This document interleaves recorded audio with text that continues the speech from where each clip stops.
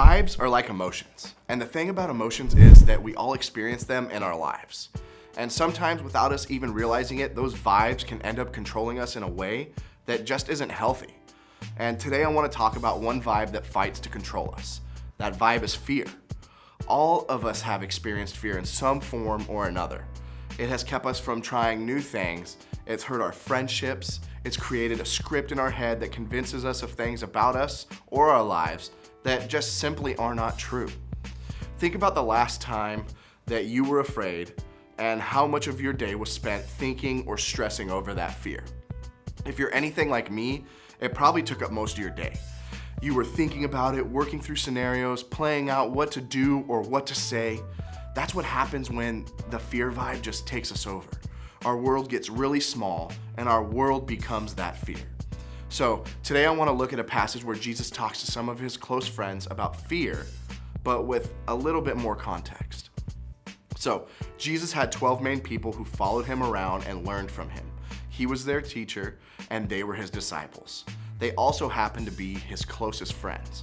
And at one point, they were all in a boat in the middle of the Sea of Galilee.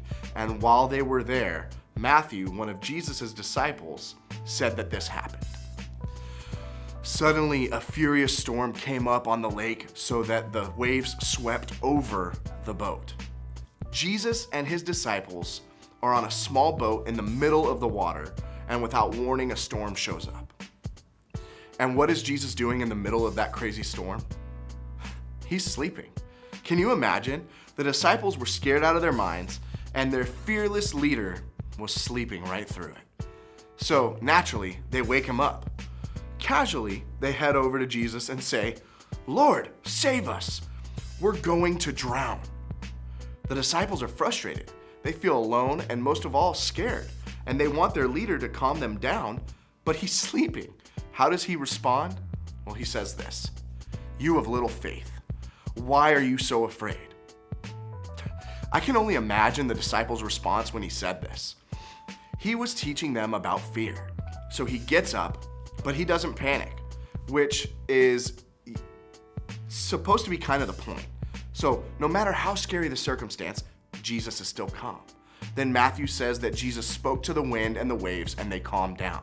The disciples were amazed. They responded by saying this, "What kind of man is this? Even the winds and waves obey him."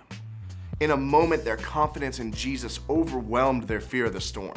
And that's the point of the field trip that Jesus took them on, to show them that there is someone bigger and more capable than whatever they are afraid of.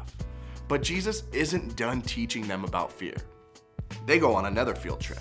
Jesus tells the disciples to get on another boat, except, plot twist, Jesus doesn't get on that boat with them. He tells them that he'll meet them on the other side of the Sea of Galilee. At some point in the night, the waves get bigger and the wind blows and they look out on the water and they can't believe what they see. It's Jesus walking on the water. Matthew records that the disciples were terrified, but then Jesus says something to get their attention because they had heard it before. And he said, "Take courage, it is I, do not be afraid." This is Jesus trying to remind them of all the lessons on the field trips that they had been on up to this point.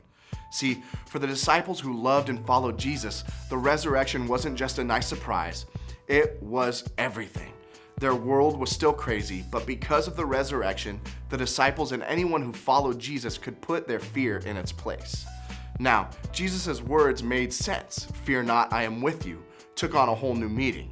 Because we know this is true, because after the resurrection, the disciples came out of hiding. Not because there was nothing to be afraid of, but because God was clearly bigger than their biggest fears. The thing is, we all know that fear will always be a part of our experience. Fear is a part of what makes us human, but we don't have to live like fear is in charge of us and telling us what to do. There's a guy named Peter who was one of Jesus' closest friends and one of those disciples. Fear no longer controlled Peter. So he gave some tips about fear in a letter that he writes to Christians who never had a chance to meet Jesus. And he says this, "Cast all your anxiety on him because he cares for you."